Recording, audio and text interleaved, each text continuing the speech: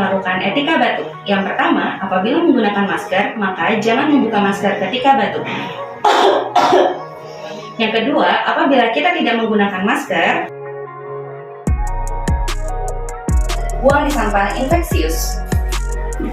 Selanjutnya, cara kedua adalah apabila kita ingin batuk dan tidak memiliki masker, kita ambil tisu.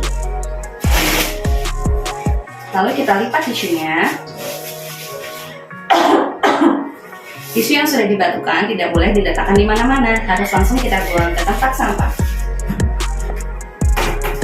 Apabila tidak ada tisu, maka cara terakhir yang bisa kita lakukan adalah batuk di dalam siku kita.